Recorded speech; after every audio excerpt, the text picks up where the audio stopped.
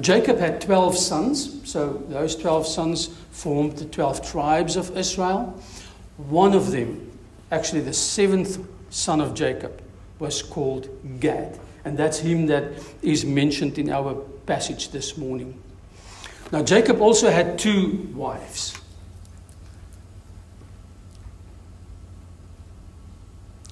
As you can see here, Leah, and we read that she had pretty eyes. And Rachel, and that was his favorite wife. Now, Rachel and Leah were sisters. But this son, Gad, was not born from either of those two wives of him. The son Gad was born to Leah's slave girl, Zilpah. Each one of these wives, Leah and Rachel, got a servant girl from their dad, and for Leah it was Zilpah. And Gad was born from her slave girl, Zilpah. How did that happen? Let's just say a love triangle never works. Here was Jacob and his two wives, Leah and Rachel. Now, such a triangle, if you know something about mathematics, or if you're an engineer, or if you can still think back to when you were in grade 12, a love triangle can never be an equilateral triangle, meaning all three legs are equal in length and size. In a love triangle, there's not equal love, there's not equal attention, and in Jacob's love triangle, it was not any different. Leah was the one not loved by her husband, and Rachel was his favorite and loved wife. So with regards to Leah, he rarely slept with her. Yet, she gave him 4 sons, up to the point where up to a certain point in their marriage. Now, the wife that Jacob loved, Rachel, had given him none up to that point in their marriage. So Rachel, feeling the pressure, went to her husband and put some pressure on him. You can read all of this in Genesis 30. It's nicely laid out there. And she said, "The Lord, you must give me a child. And if it's not through me, then through my slave girl, my servant girl." Now, you might think, why would she do that? We have to understand that it was a common practice in those days. That when a woman was barren, or when there couldn't be any children in the marriage, the woman would give her servant girl to her husband to produce a child, and they would raise the child as their own then. Rachel did that to at least get some children, or at least a pretend family, and her slave girl or servant girl got pregnant twice and produced Dan and Naphtali. Rachel, having these 2 kids from her slave girl, was over the moon. I mean, she was catching up with Sister Leah. But after, just to show us the kind of attitude that was in her heart, after Naphtali was born, she said, "I have a great struggle with my sister." You can read this in Genesis 30 verse 8. "I have a great struggle with my sister, and I have won." You can just see her do that. I don't know what they did in ancient Iran. See the attitude? Have you ever heard of the power of sibling rivalry? So Leah took one look at this. Guess what she said? "There's no way my sister is going to win this one. So let me show her." And what did she do? Gave her servant girl Zilpah to Jacob as well. And the first boy that was born from that union was Gad. But just listen to what Gad means. Gad means success or good fortune. And you will have, if you've got an NIV, you will have another interpretation there, troop. There's a military understanding of that word as well. We'll come to that part. But for Leah, that little baby boy Gad meant she's winning the baby race. Yippee! Success! I'm winning again. I'm the front runner in this baby race again. Well, there was another baby boy born, but we'll come to that one next Sunday. Now, fast forward to Jacob on his deathbed, maybe 100 years later.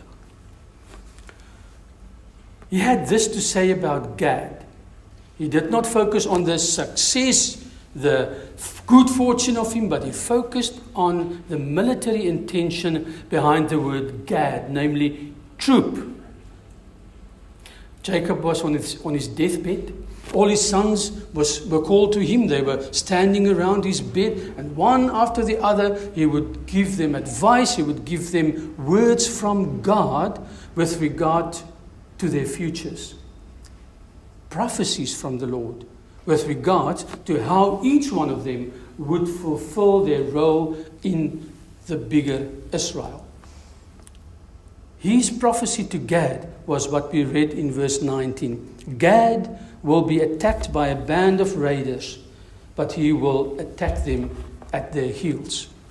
There's a play on the word Gad here.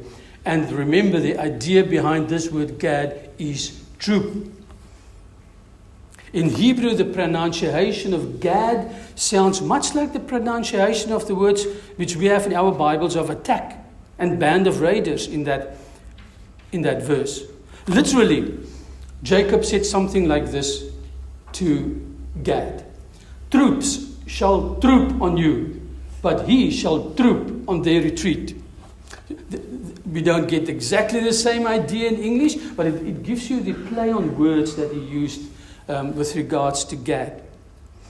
And let me tell you, Gad's life, the tribe of Gad, was one of skirmishes and battles and warfare from beginning to end. But as prophesied here, Gad would rise to the occasion, and they would fight back and chase their enemies away. So, with these words of Jacob, Gad's father, we get an understanding that Gad was going to be a warrior. And that's why I like to call him Gladiator Gad. This is Gladiator Gad. To understand what he was up with, what's going to happen with him when he settled in the Promised Land, and what he would go through in that Promised Land, we need to see where in the end Gad settled. What portion of land did Gad get in Israel? Now, Gad settled in a land or portion of land called Gilead. Now, there's the map. You can see Gad there. These are the 12 tribes of Israel. There's Gad. And immediately you pick up, they're not in the Promised Land. Because the Promised Land is on this side of the Jordan River, Canaan. Gad is on the other side.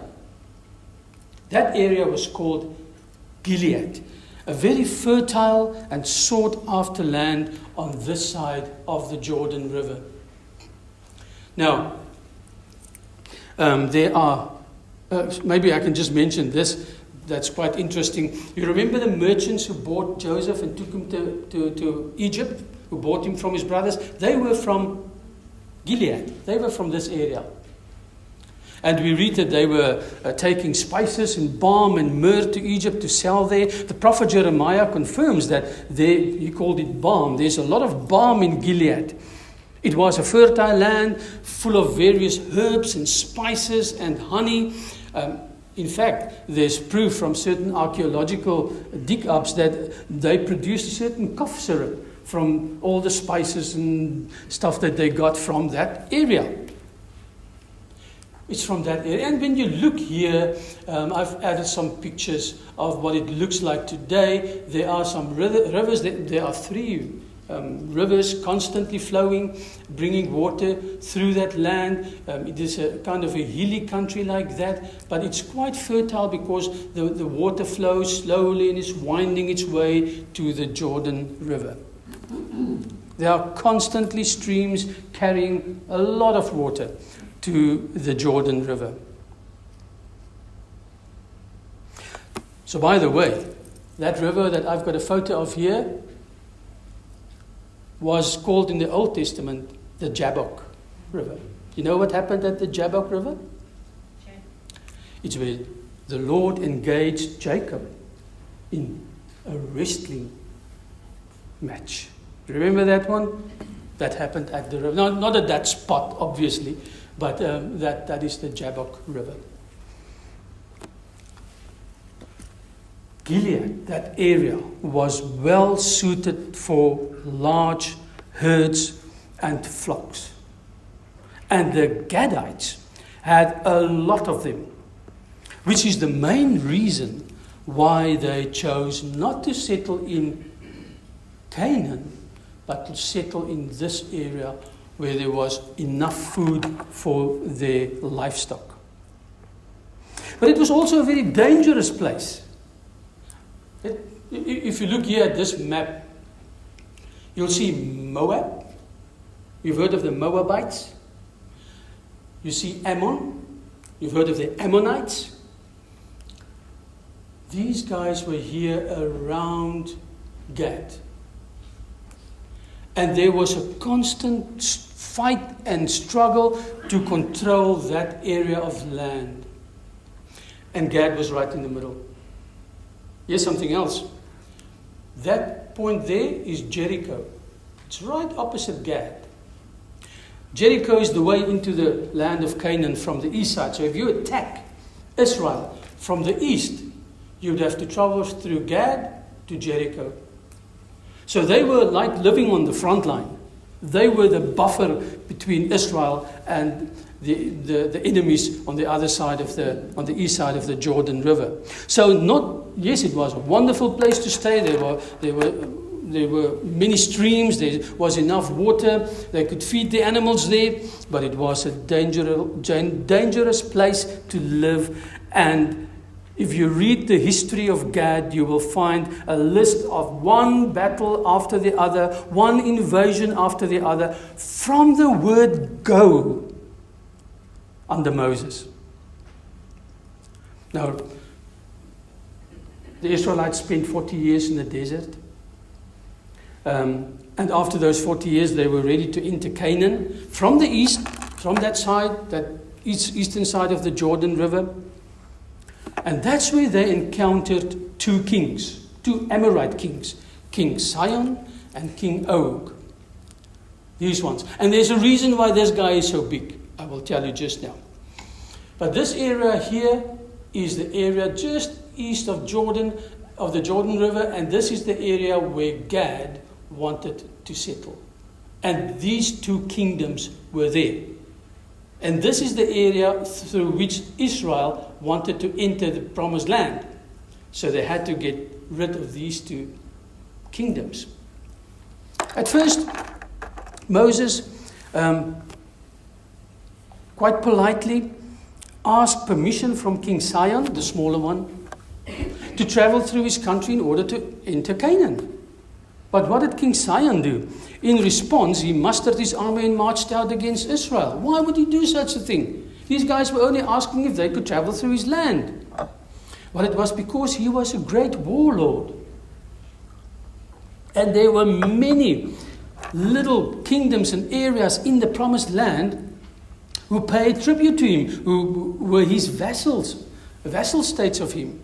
So if Israel would enter into Canaan and destroy those guys, he would lose a lot of his income. So he said, no, you guys are not going through my land into Israel. I'm going to march up to you and I'll stop you. Well, surprise, surprise. God was on Israel's side. And Israel destroyed King Sihon's army and took his land. Well, next was King Og. That is that northern part there.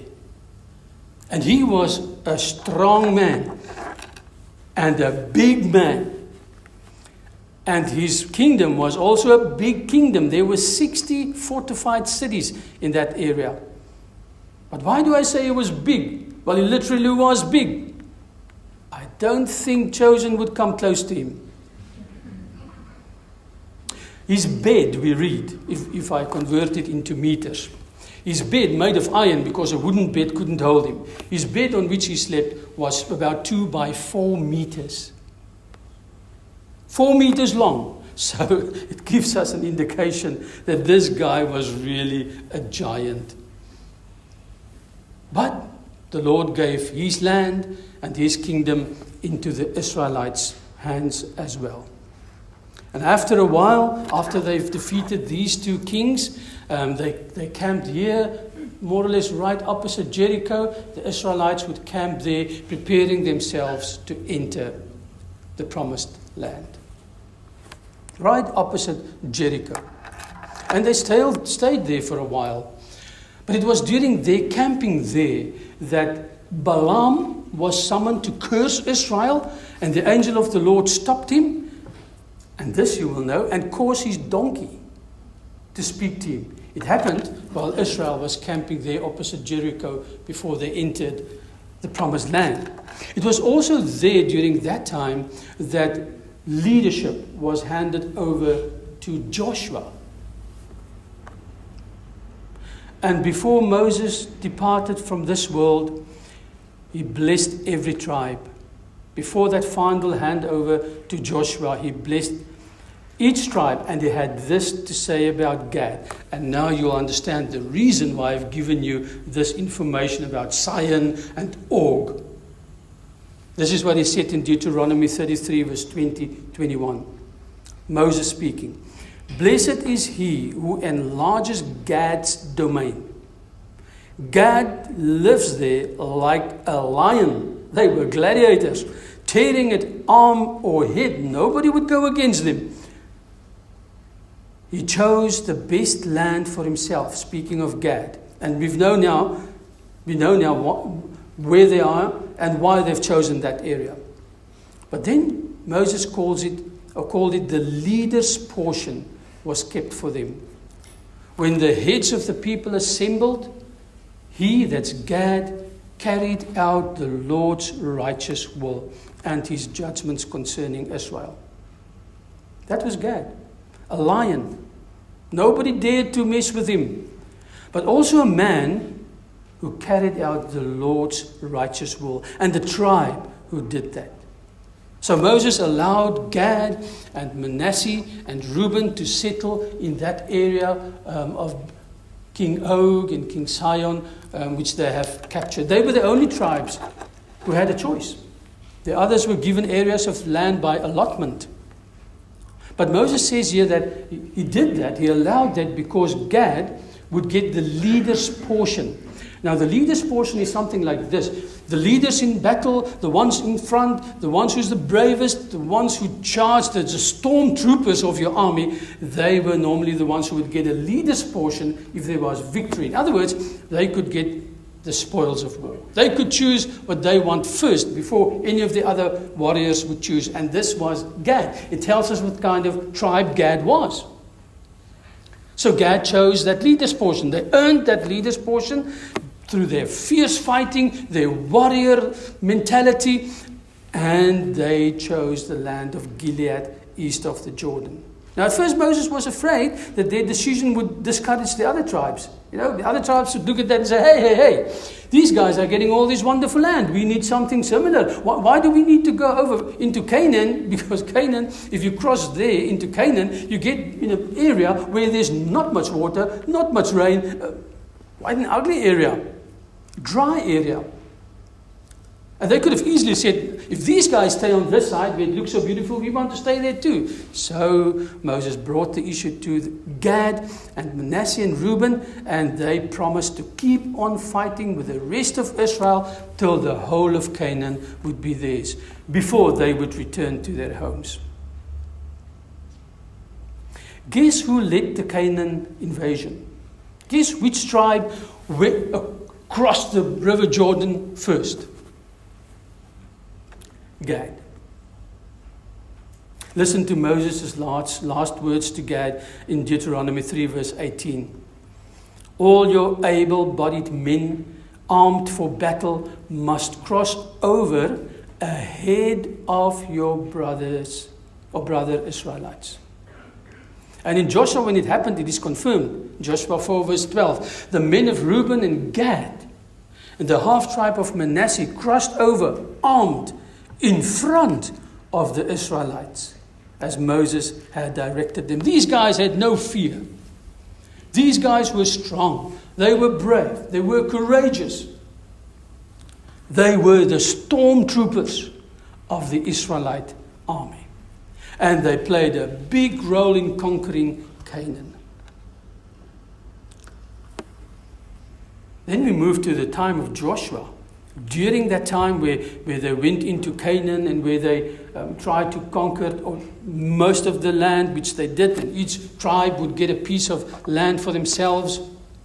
Under his leadership, that's Joshua's leadership, the Lord handed all of Canaan to Israel, gave each tribe an area to settle in. Gad had already chosen his part. He was east of the Jordan. He had the leader's portion. But after the wars in Canaan, Joshua demobilized the warriors from Gad and Reuben and Manasseh, those living on the east side of the Jordan, and sent them home with a reminder to be faithful to the Lord. You will read of this in Joshua 22. But an interesting thing happened when this tribe Gad came to the Jordan River on their way home. We read that they built an altar there. Now the rest of Israel, when they heard about this, was not happy at all.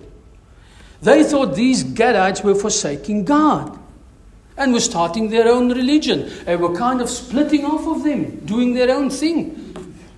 They had the following to say to the Gadites: how could you turn away from the Lord and build yourselves an altar in rebellion against him now? If you rebel against the Lord today, in other words, if you split from us, if you do your own thing, tomorrow he, that's God, will be angry with the whole community of Israel.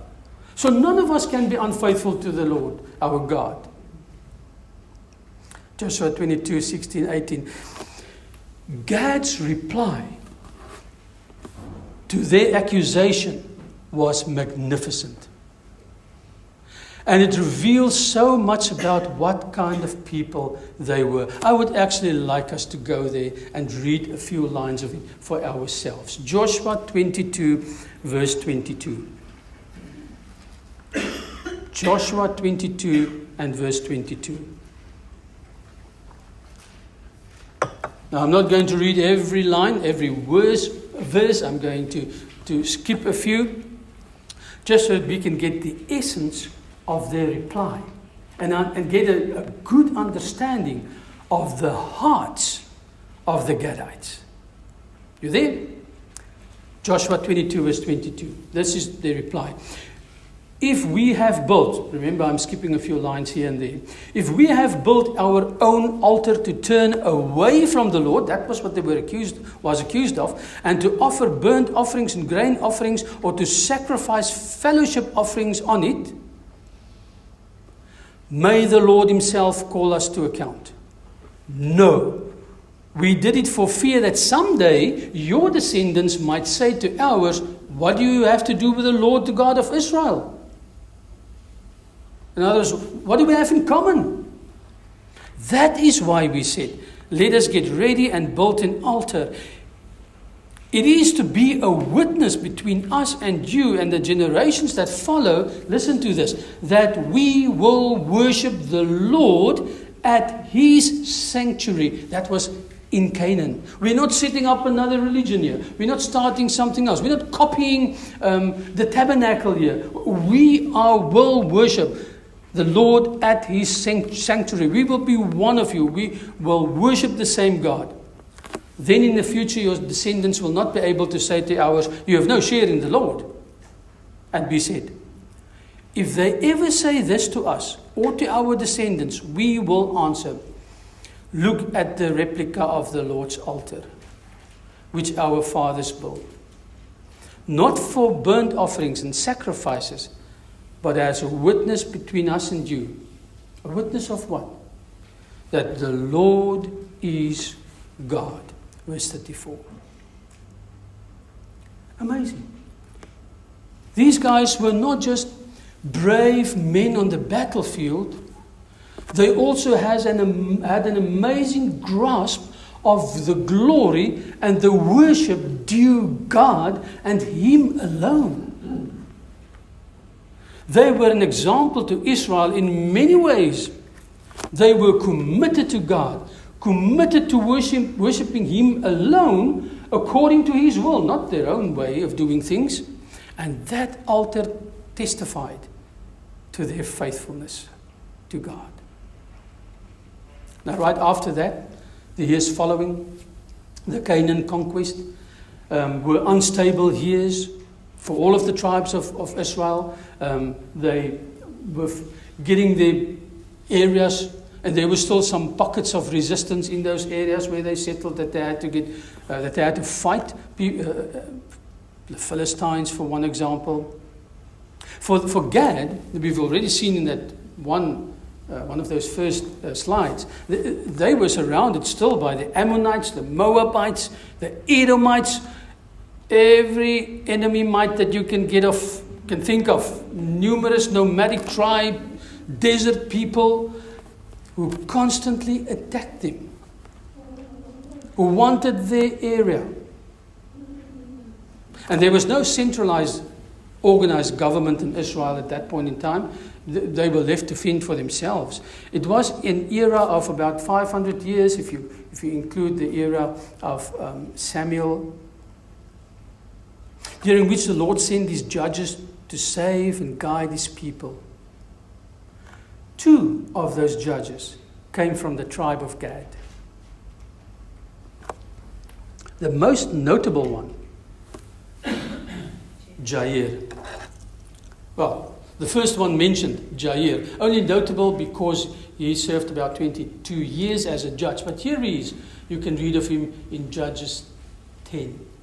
And 11, we can read of the other one, Jephthah. But you will see that there are not many things that the Bible tells us about Jair, except, now you might wonder, why do I have that picture of those donkeys there? Because the Bible tells us that he had 30 sons, I don't know how many wives he had, who rode on 30 donkeys, who controlled 30 towns in Galilee. Now, what's the connection there? Simply this. Why the donkeys, you might ask? Well, it was a custom for princes and important people in those days, in the ancient Middle East, to ride on donkeys. Now, again, we think of the donkeys we get in Ovamboland and in Damaraland, these small little grey ones. But when they dug up some bones of these ancient donkeys, they were kind of as big as horses. So we should not think of this little mild old donkeys that we have in our country. These were really more like horses, which is understandable why people then chose to ride on them. They were tough and they could sustain themselves in that harsh area. But that was Jair. Another one was Jephthah. Now, he was born in Gilead. Now, you know where Gilead is. And from Judges 11, we read that he was a mighty warrior. He was indeed a remarkable man. I want to give you some of his background. And remember, the reason for all of this is to give us an understanding of the essence of what and who Gad was. He was an illegitimate child. That is Jephthah. His mother was a prostitute. But he was, just like Gad, therefore an illegitimate child. At least after he was born, his father from Gilead took pity on him, and he took him in and raised him in his home. But when this young man, Jephthah, when he grew up, his brothers held all this against him, and they physically drove him out of the home. He was the son of a woman of shame. They didn't want to have anything to do with him. He fled. And guess what he became? A gang leader.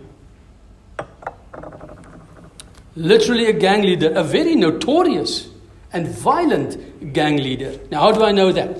We know this because when the Ammonites, they were one of those tribes, kingdoms around Gad, when they were fighting against Israel at one stage, the elders of Gilead went to Jephthah for military help. They wanted him to fight for them. And not just that, not just any kind of help, they asked him to become their commander. Now, Jephthah was a bit confused. I would have been too. I mean, yeah, at one stage they hated him, they drove him from his home, and now that they were in trouble, now you want my help. So the elders promised him, if he helped them, they would serve under him as their leader over all of Gilead. And when he heard that, he took the position. He agreed to their deal. His main job was to deal with the Ammonites. So he sent a message to the king of the Ammonites asking him, why was he invading Israel's lands? And the king replied, when Israel came up out of Egypt, they took our land. Who did they take it from? King Sihon and King Og. And what they were saying, basically, to Jephthah was, we want it back. And we are going to take it back if you don't give it to us. So Jephthah wrote a letter to that king, which he gave to his messengers to deliver to the Ammonite king. No Twitter in those days, no X in those days. It was done by hand. It was a letter referring to Israel's history with King Sihon and Og, and how those kings did not want Israel to travel through the lands, and how the Lord their God gave Israel victories over these two kings and gave them those lands where they have settled in. What Jephthah was saying was this, basically to that king: God has given us this land. So who are you to take it? And because God has given us this land, we will defend it and be faithful to God. Well, the Ammonite king chose to ignore the letter. I mean, this was a gang leader sending me a note. But the Spirit of the Lord came upon Jephthah, and he attacked the Ammonites, invading them and devastating their 20 towns. That was Jephthah. He ruled Israel as a judge for about 6 years. So he was a valiant man, standing for the truth and the will of God, serious in the end about obeying God. We can pick that up from that letter he sent to that king. It's amazing. I said in the beginning, this was a remarkable Gadite. From gang leader to a man filled with the Spirit of God to do his will.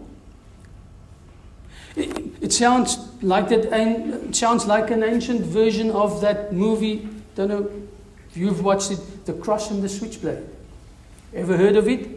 It's the life of Nicky Cruz, a gang leader who came to salvation by the grace of God. That was Jephthah. How did the Gadites do under David? Well, they were kind of the Marines, the elite of David's army. Again, we pick up their courage and their ability to fight. We read in 1 Chronicles 12 verse 8 the following. The Gadites were described as men of valor, men of war, fit for the battle, who could handle shield and buckler, whose faces were like the faces of lions and were swift as the bards upon the mountains. And David, when he saw these guys, he said, you are going to be my commanders in my army. And he made them the commanders of his army. In 1 Chronicles 12 verse 14 and 15. Listen to this. These Gadites were army commanders. The least was a match for 100. So one Gadite and 100 enemies, no match. And their greatest for 1,000. Amazing. It was they who crossed the Jordan in the first month when it was overflowing all its banks. And now we learn something about what was going on when Israel crossed that river Jordan to attack Jericho. the river Jordan was in flood. These Gadites, they looked at it and said, no problem, we will get over. We'll swim through, we'll walk through, but we are going to get over this river that is even overflowing its banks at that point in time. And then we read, and they put to fight everyone living in the valleys to the east and the west. That was how the tribe of Gadite was. They were soldiers. They were the elite Marines of David's army. But David ruled for about 40 years. His son Solomon took over. He ruled for about 40 years. When his son died, Solomon died,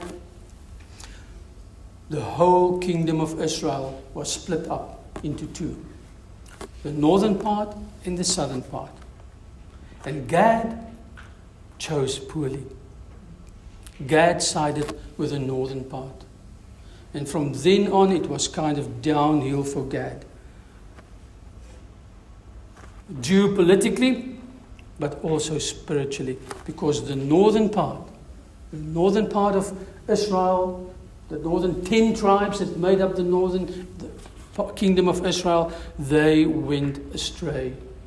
They kind of made up their own religion, which was a combination of the Israelite religion and some pagan worship and some idols that they worship. And the Lord sent prophets to warn these northern kings who were leading the nation, that northern kingdom astray. One of them, Elijah. Turn back to God, he said. Choose, he said. But they didn't. And after a while, Gad, that area on the eastern side of the Jordan, where also the other two tribes lived, were lost to the Moabites. 2 Kings 10 verse 32, in those days the Lord began to reduce the size of Israel. Hazael overpowered the Israelites throughout their territory east of the Jordan in all the land of Gilead. That area was recaptured again by another king of the northern kingdom, but the Israelites and those northern tribes still ignored God's call. God's call back to him. Even after all that had happened, they were not careful to follow the instructions of the Lord with all of their heart. They did not turn away from the idolatrous sins that their first king, King Jeroboam, had caused them to commit. And Israel, together with Dan in the same boat, was drifting further and further and further away from God. And judgment was inevitable. The final blow to the tribe of Gad, in fact the whole northern kingdom, is recorded in 2 Kings 15:29.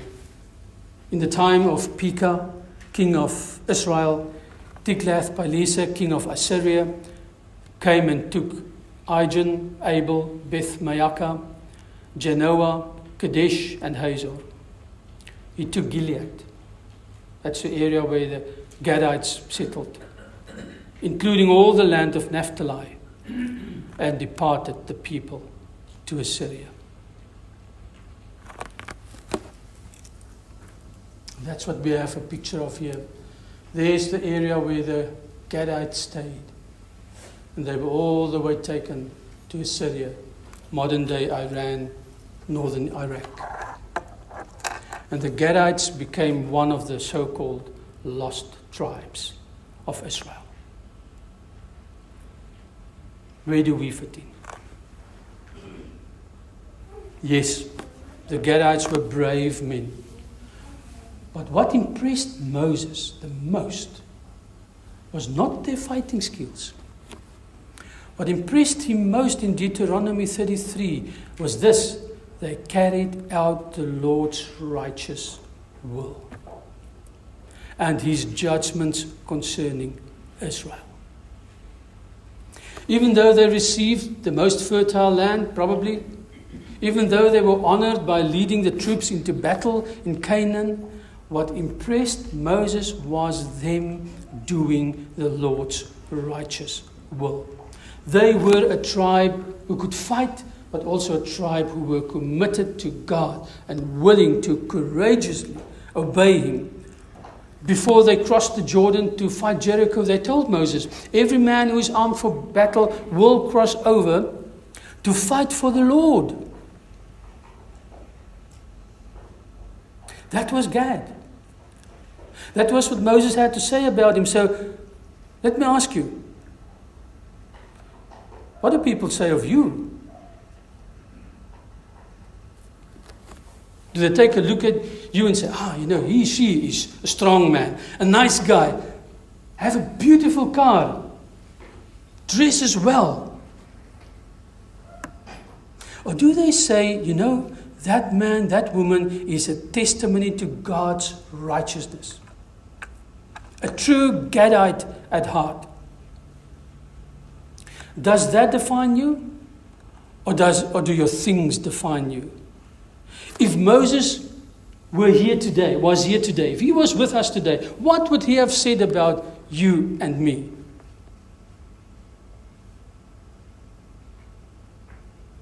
After observing our lives, could he say, okay, will he say the same thing that he had to say about the Gadites, that they carried out the Lord's righteous will? Is that obvious in our lives? Can people see it? That we obey and trust the Lord. When Joshua sent the Gadites home, they built that altar, remember? And we know now it was more of a memorial. It stood for their commitment to the Lord and their commitment to worshiping Him alone, the way He wanted them to worship Him. An altar that stood as a testimony that they served the God of Israel and would stay faithful to Him. So let me ask you, does your life testify that God alone is the most important person in your life? And I say most important, and I include your wife, your children, your family. Is God the most important person in your life? Is your life a witness to your faithfulness and commitment to God alone, to God above all? Is the fruit of the indwelling of the Holy Spirit a visible testimony to your love and reverence for God? Is your life a symbolic altar for all to see, like the Gadites, that the Lord is your God? Not this or not that, but the Lord is your God. When Jephthah sent that letter to the Ammonite king, he made it clear that it was the Lord who gave that land to Israel. So he said in the end, let the Lord the judge decide the dispute today. I will trust the Lord in this, in other words. Have you picked up his trust in God in that situation? Have you seen his faithfulness to God in that situation? His letter to that king was all about God who gave Israel that land. And him trusting in God to keep it that way, and him who will do anything, and Israel who will do anything to obey God in it. So let me ask, in whom do you unwaveringly trust with all your heart and mind and soul when the Ammonites of this era invade your world? When you are diagnosed with a medical condition that has no cure? When your child goes haywire? When your boss abuses your faithfulness? When you get old and struggle to remember and hear and just to stay upright? When you are tempted with the world's treasures? When you are bullied at school? When your baby dies? Do you then bravely concur with Jephthah that the Lord is in control and in him you trust to take care of those Ammonites in your life? And therefore you will continue to do his will, serve him, be faithful to him, even in the midst of those circumstances.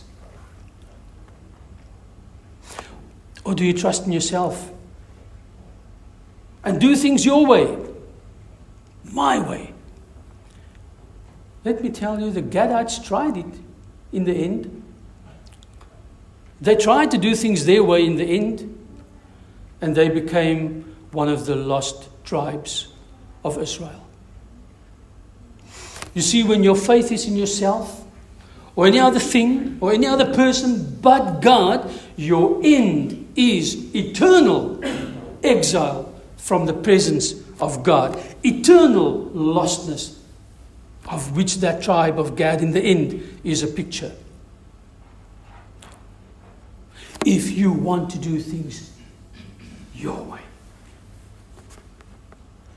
And you might say, is there any hope? Because if I look at my heart, each one of us here today, if we look at our hearts, we say, we are like that. I am like that. I struggle with these things. I do fall for temptations. I sometimes do my own thing. I'm not always faithful to the Lord. You remember that verse I read in the beginning? Verse 18, where Jacob also looked at his sons and saw their unfaithfulness and how they will not be able to save Israel in the end. And he said, I look for your deliverance, O Lord. Deliverance from our condition of being lost. Deliverance from external exile is to be found in the Lord. And that is a message of hope that I can hold out to you today. And that message of hope is found in one person, and his name is Jesus Christ. Because in him alone is hope for life, hope for eternal life, hope to be saved from eternal exile from the presence of God. And you may ask, why him? These are the reasons. He lived a perfect life to God that you and I can never live. We will always fall short of the glory of God. He suffered and offered himself on the cross to pay for my sin. Why could he do that? Because he was sinless. We cannot do that because we're guilty. We deserve death. He paid sin's penalty for me, namely death and separation from God. He rose from the dead after 3 days. He conquered death unto eternal life for me and you. This is the message of hope. Through faith in him, if we put our faith in Jesus Christ, his payment for sin, his perfect life on earth, his suffering on the cross, and his resurrection from the dead is reckoned to you by God. Through faith in him, these things are reckoned to you by the grace of God for the glory of God. If you have put your faith in Jesus Christ, God sees you as a sinner whose death sentence have been paid in full, who has a righteousness fit for heaven, and who will live eternally in his glorious presence. This is what I hold out to you. And this is why I hold Jesus out to you this morning as the only hope that you have to not be externally exiled from the presence of God and be lost forever.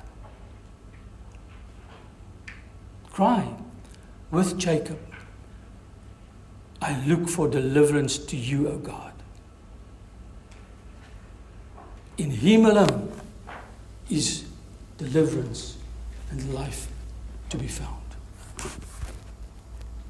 And of that, we've got